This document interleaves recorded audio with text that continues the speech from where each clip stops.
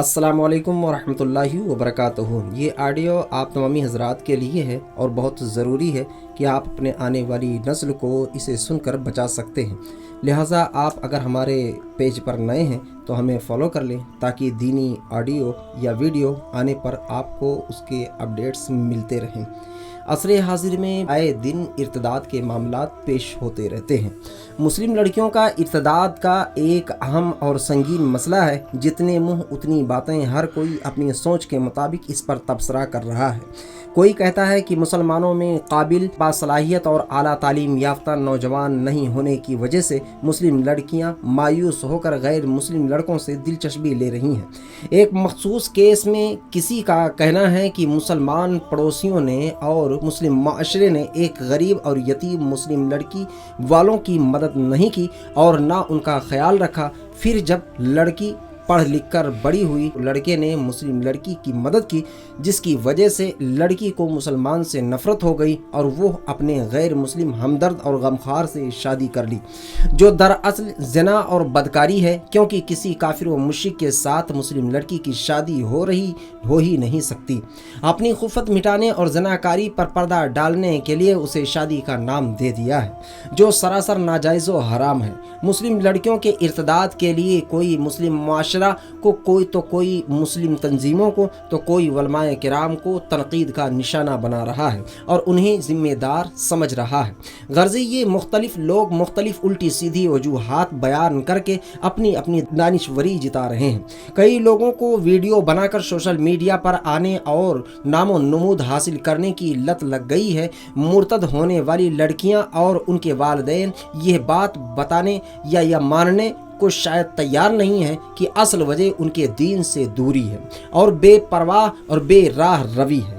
उनके दिलों में ना इस्लाम की हक़ानियत है और ना उनके दिलों में रसूल करीम अलैहिस्सलातो तस्लीम के उसवे हसना, ना ही ईमान की पुख्तगी है कि वो ज़ईफ़ुल ईमान और मुतज़ब्ज़ब किस्म के दुनिया परस्त लड़कियां होती चली जा रही हैं, जो दुनियावी लज्जत और अय्याशी की खातिर अपनी गैरत और शर्म व हया को ठिकाने लगाकर बेगैरती से हक़ों के साथ अपना जिनसी ताल्लुकात कायम करके अपनी दुनिया और आखिरत बर्बाद कर लेती हैं। इनमें से अक्सर का अंजाम दुनिया ही में बुरा होता है और नौबत तशद्दुद, मार पीट, अलहदगी और कत्ल तक आ जाती है। फिर ना घर के रहते हैं और ना घाट के।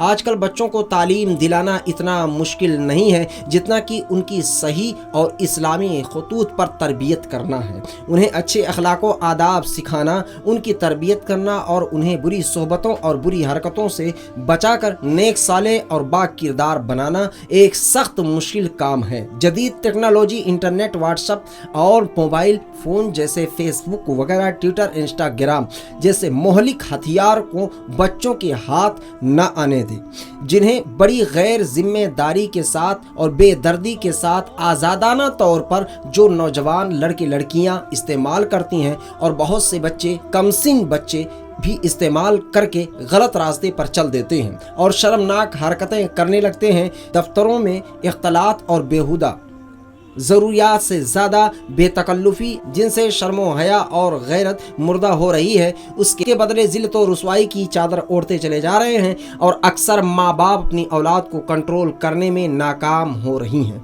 और कुछ लाड प्यार में ज़रूरत से ज़्यादा झोंक देकर बिगाड़ देते हैं और फिर बाद में पछताते हैं। बंदूक से गोली निकलने के बाद पछताने और रोने धोने से कोई फ़ायदा हासिल नहीं होने वाला। अपनी औलाद को काबू में रखना, उन पर नजर रखना, उनकी नक्लो हरकत से आगाह रहना, उनकी सोहबत किस किस्म के लोगों के साथ है ये देखना और सही दीनी इस्लामी खतूत पर तरबियत करना वालिदैन की जिम्मेदारी है, उन पर अहम फरीज़ा है।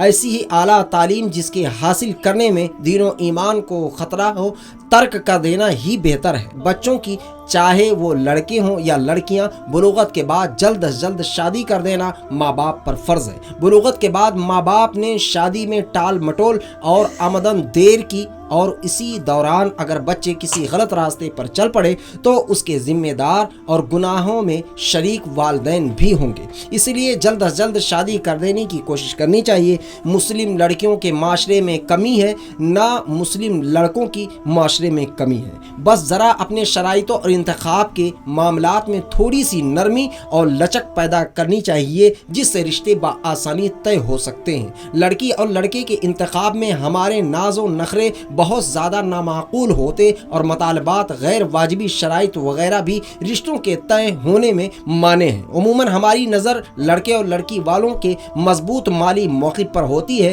لیکن ہم آمدنی کے ذرائع کو اہمیت نہیں دیتے کہ آئے وہ جائز ذرائع سے آ رہی ہے یا لوٹ مار یا حرام کاری کی دولت اس کے پاس جمع ہے۔ ہمیں تو اسٹیٹس سے غرض ہے۔ مسلمان لڑکیاں لڑکوں کے ساتھ فرار ہو کر کیوں مرتد ہوتی ہیں اور جہنم کے گڈھے میں گر رہی ہیں، اس کی یہی وجہ ہے۔ ان کی دینی خطوط پر صحیح تعلیم و تربیت اور ذہن و کردار سازی کا نہ ہونا ہی ان کی اصل وجہ ہے۔ لڑکی کا ایمان اگر مضبوط ہو تو وہ فاقہ کرنا پسند کرے گی اور کسی قسم کے چیلنج کو بھی قبول کرنے کے لیے تیار ہوگی، مگر کبھی بھی کسی غیر مسلم کے ساتھ یا بد مذہب کے ساتھ فرار نہ ہوگی۔ اس کی ایمانی قوت اور غیرت اسلامی اسے اس بات کی ہرگز اجازت نہیں دے سکتی کہ اس کا دل، اس کا ضمیر کبھی اس بات پر راضی اور مطمئن ہو ہی نہیں سکتا کہ وہ ایک اور مشرک بددین کے ساتھ، بد مذہب کے ساتھ اپنی زندگی گزارے۔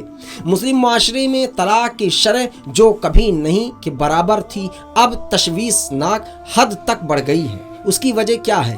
ذمہ دار کون ہے؟ کیا ہم نے کبھی غور کیا ہے؟ نوجوان نسل کی قوت برداشت کم ہو گئی ہے اور صبر و تحمل نام کی کوئی چیز ان میں باقی نہیں رہی ہے۔ کافی حد تک اچھے برے کی تمیز بھی اکثر نوجوانوں میں نہیں رہی ہے، اور نہ لڑکیوں میں سلیقہ شرم و حیا اور بڑے بزرگوں کا احترام رہا ہے۔ ان سب باتوں کا خیال رکھنا چاہیے۔ بقول ان تمام کی نبی کریم صلی اللہ تعالیٰ علیہ وآلہ وسلم کی سنتوں کو اور امہات المومنین کی زندگیوں پر نظر ڈالنی چاہیے۔ جب ہم اور آپ اپنے آقا صلی اللہ تعالیٰ علیہ وآلہ وسلم کی زندگی پر نظر ڈالیں گے اور رسول گرامی وقار صلی اللہ تعالیٰ علیہ وآلہ وسلم کی ازواج مطہرات پر نظر ڈالیں گے تو ہماری زندگی اور ہماری بچیوں کی زندگی اور ہمارے تابناک نظر آئے گی۔